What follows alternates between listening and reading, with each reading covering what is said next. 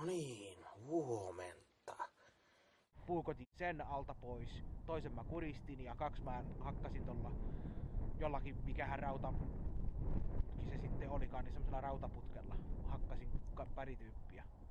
Ja sitten huusin vaan, että nyt on turvallista tulla. Oi juman kautta.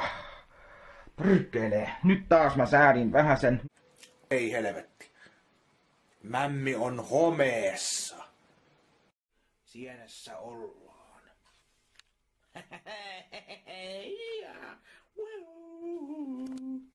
11 tai 12 on ollut ikä. Kun ensimmäisen kerran yritettiin saada ykkösoluilla känniä päähän. Kun ajateltiin, että nyt täytyy saada jotain tähän elämään helpotusta, kun on muuten niin perseistä tää elämä, niin piti saada jotain aikaiseksi, jotain hienoa elämälle, jotain hienoa elämään. Niin. Tällä mennään.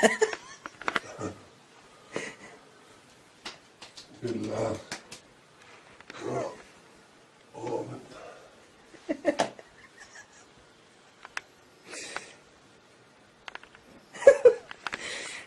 Näihin tunnelmiin täältä. Mä olisin nukkunut vieläkin, jos mä ois herännyt. Nyt sitten tätä.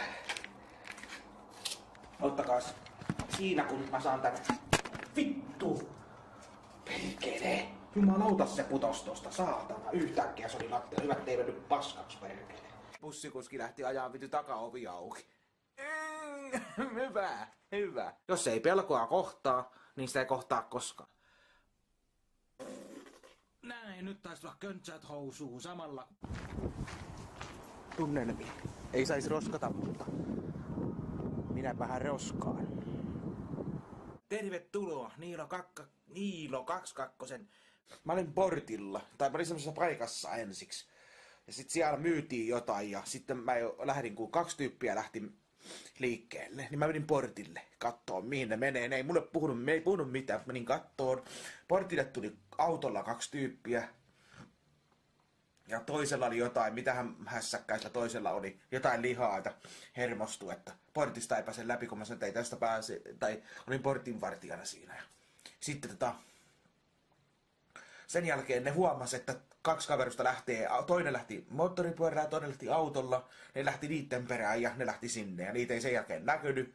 Sitten mä olin portilla, portin ulkopuolellakin oli porukkaa ja jotain ne rupes vittuilemaan, että mikä nenä ja vittuili. Mä yhdelle vittuilin, kun yhdet nuoret pisti siitä niin kuin portista sen, mikä pitää porttia kiinni, niin sen ketjun paskaksi siitä riekus ne yhdet nuoret, niin mulla meni hermot siinä niille nuorille siinä, kun ne pisti sen portin ketjun paskaksi.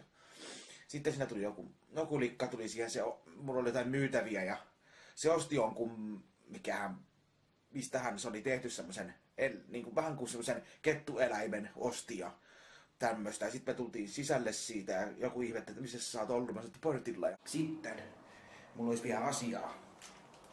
Jos jotakuta kiinnostaa ja haluaa ostaa, tässä olisi myynnissä meitsin partakarvoja. Hinta on kyllä lähtee, eikä lähde millään huokeella hinnalla. Joo, hei hei! No niin, katsellaan taas, hei hei hei! Tervetuloa taas, hei hei! Näihin kuviin ja näihin tunnelmiin, täältä tähän.